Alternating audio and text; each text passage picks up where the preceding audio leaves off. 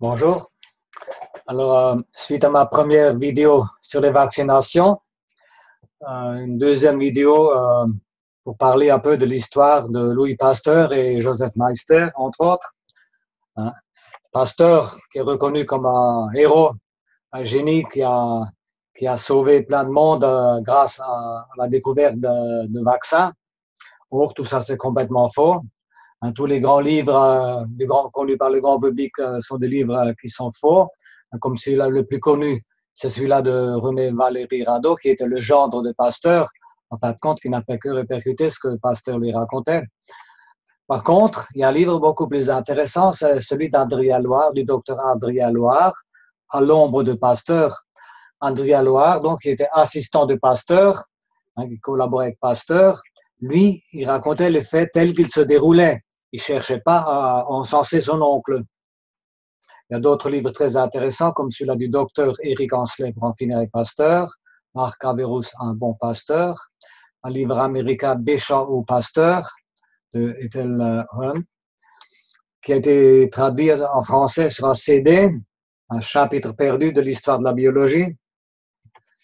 Donc, alors, on va venir justement à cette histoire de Joseph Meister qui fut sauvé par Pasteur. Et récemment, j'ai vu encore vu un dessin animé pour les enfants. On voit le petit Meister qui était allongé sur un lit, presque mourant, et tout à coup, il se lève. Merci, monsieur Pasteur, je suis guéri. Voilà, c'est n'importe quoi. On raconte n'importe quoi sur cette histoire.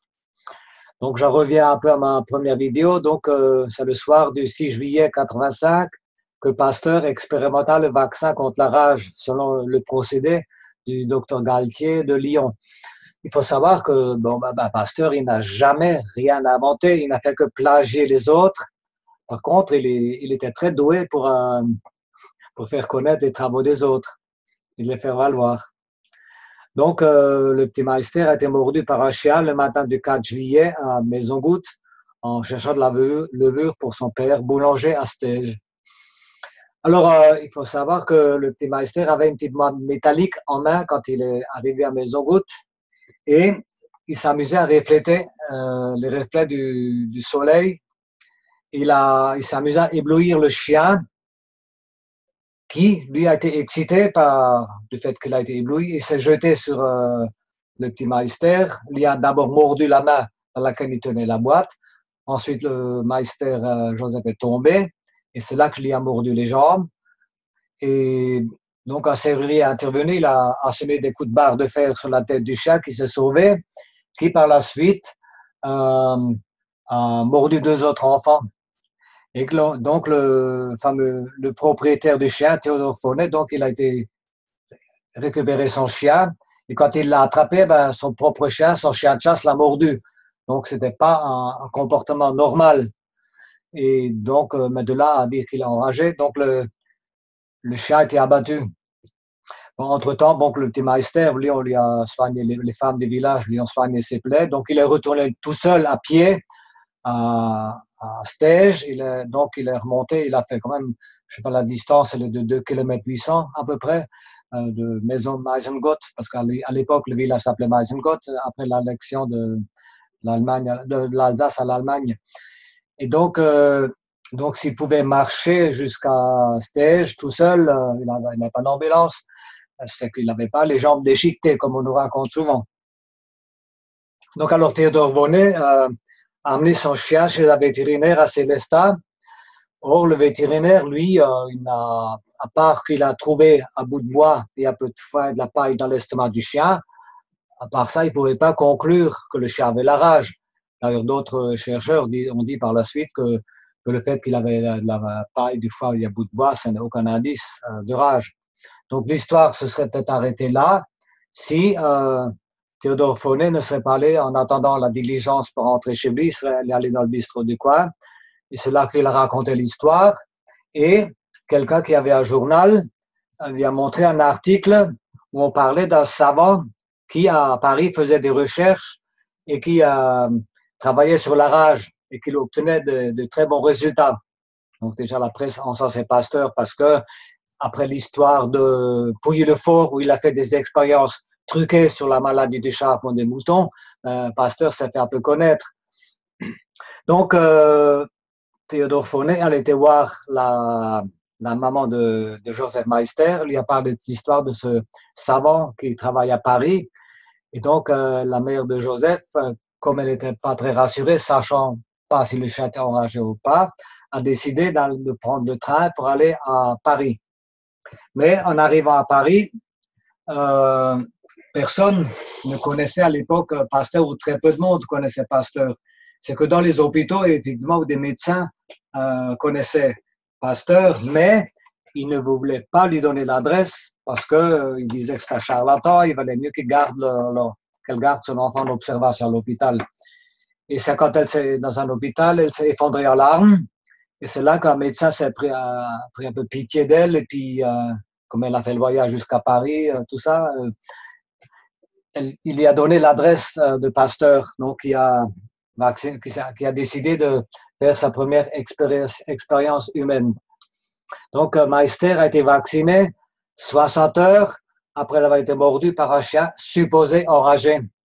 Alors, ce qui n'est pas logique, c'est que d'abord, il y a le dangereux virus sauvage avec plusieurs jours d'avance, et ensuite le virus vaccinal magique qui fait avec la moelle de lapin atténuée en l'exposant à l'air, qui va prévenir la maladie. Bon, ce n'est pas très scientifique. Donc, alors, il faut savoir aussi que cette gravure est fausse parce que Pasteur ne pouvait pas vacciner lui-même. Déjà, Pasteur n'était pas en bonne santé, il a fait des AVC, il était hémiplégique, ce qui fait que sa main droite était paralysée, enfin son bras droit était paralysé, donc il ne pouvait même pas tenir une seringue. Et de toute façon, n'étant pas médecin, il n'était que chimiste, il n'avait pas le droit de manier la seringue. Donc, il devait faire appel à d'autres médecins pour vacciner. Donc, voilà le grand sauveur avec son protégé, le Joseph. Par la suite, un autre enfant a été officiellement sauvé par le vaccin, c'est le Jean-Baptiste Juppy. Il a été démontré que le chien qui a mordu le petit Juppy n'était pas enragé. Donc, Juppy n'a pas été mordu par son chien. C'était un chien errant qui, soi-disant, voulait s'attaquer à d'autres enfants. Et le petit Jean-Baptiste s'est précipité vers le chien qui a tué le chien. Voilà, et puis il a été mordu avant qu'il a pu le tuer. Donc, selon d'autres témoins qui ont connu ce chien vagabond, disaient que le chien n'avait aucun indice de rage. Donc, après ces deux cas, Pasteur s'est empressé de présenter son procédé à l'Académie des sciences, qui curieusement a accepté son procédé. Donc, le petit Juppy a eu droit à une statue où il se bat avec le chien. Et l'homme en uniforme que vous voyez, ben c'est Juppy lui-même, hein, qui a été embauché comme gardien à l'Institut Pasteur. Et d'ailleurs, Joseph Meister également a eu un poste de gardien et de portier à l'Institut Pasteur. Donc, on a fait beaucoup de publicité, pour bien marquer les esprits. Hein, vous avez le chocolat Suchard, on voit le Juppy qui se bat avec le chien, hein, même un billet de 5 francs, hein, on voit Pasteur et toute sa panoplie chimique et la statue de Juppy qui se bat avec son chien. Par contre, Meister n'a pas eu droit de statut parce que bon, il était, comme l'Alsace était annexé à l'Allemagne, il était citoyen allemand. Donc, alors que la nouvelle de la victoire sur la rage commence à faire le tour du monde, Pasteur traite un troisième enfant mordu par un chien inconnu, donc on ne savait pas s'il avait la rage. Donc, l'enfant décède avec les symptômes de la rage, appelée rage de laboratoire. Et là, les parents portent plainte. Donc, cet enfant s'appelle Jules Rouillet. Et la justice, on est parti sur la tricherie, curieusement, la justice aussi, elle va nommer comme expert le professeur Bourradel, qui est un ami de Pasteur. Hein. Donc, alors qu'on sait que le petit Rouillet est décédé des suites du traitement antirabique, le professeur Bourradel a marqué dans le rapport d'autopsie, j'ai noté décès suite à une crise de Rémy. Que voulez-vous? Autrement, c'est le recul immédiat de 50 ans dans l'évolution de la science. Il faut empêcher cela. Dans quelle conscience, hein? C'est tout l'avenir de la vaccination qui est en jeu. Donc, déjà à l'époque, cette histoire des vaccinations, il y avait des intérêts derrière. Alors, il y a beaucoup d'argent qui a afflué pour construire cet institut Pasteur. Et Pasteur, lui, il n'était plus là. Il est parti en villégiature sur la Riviera. Il a d'ailleurs passé beaucoup de temps là-bas. Il revenait très peu à Paris par la suite. Et d'ailleurs, pour la construction de l'Institut Pasteur, il a donné carte blanche à ses compères, le docteur Roux et Chamberlain. Alors là, il y a un autre cas donc, qui a été rapporté par Philippe Descours, qui travaillait un peu sur les vérités sur le cas Pasteur. Hein. Et là, il y a un mois, mon copain, alors je ne sais plus son nom, bon, j'ai pas de prompteur comme à TF1, donc mon copain facteur, donc à Postier, Pierre Ascal, nous avons été attaqués par un chien. Malgré mes sévères morsures, j'ai refusé le traitement antirabique. Par contre, Pierre, le postier, bénéficiait d'une bonne protection par ses vêtements, ne présentait pas de morsures. Il a tout de même été contraint par son administration à se faire traiter. Il est décédé de la rage, donc c'est bien une rage vaccinale. Or, d'après mes recherches, il y a entre 50 et 70 personnes qui seraient mortes de la rage vaccinale et le vaccin, le procédé Pasteur a été retiré en douce. Bien sûr, on n'a rien dit officiellement parce que Pasteur, il fallait en faire une vedette, on en avait besoin. Donc la rage, est-ce que c'était vraiment un fléau? Alors comparé aux autres maladies qui sévissaient à l'époque, la rage était un phénomène marginal. L'introduction du vaccin Pasteur a eu pour conséquence une augmentation des décès suite à une forme de rage appelée la rage de laboratoire. Ce qui a fait dire au docteur Luto, Monsieur Pasteur ne guérit pas la rage, il la donne. Donc, et maintenant encore de nos jours, j'entends dire, grâce au vaccin, on ne meurt plus de la rage. Et moi, personnellement, je ne connais pas beaucoup de personnes qui ont été vaccinées contre la rage. D'ailleurs, je connais des personnes qui ont été vaccinées après avoir été mordues par un chien. En général, on les vaccine contre le tétanos. De toute façon, rage ou tétanos, c'est une histoire de terrain avant tout. Ils avaient une alimentation riche en vitamine C, en magnésium, tout ça. Il n'y a aucun souci à se faire. On peut être en contact avec tous les virus et microbes du monde.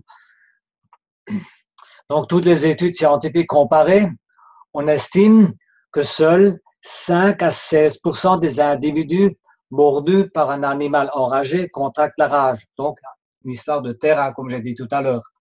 Donc, Pasteur, il guérissait ou tuait des individus mordus par des chiens supposés enragés. Donc, ce chimiste charlatan a entraîné la médecine vers un abîme dont on a du mal à s'en sortir.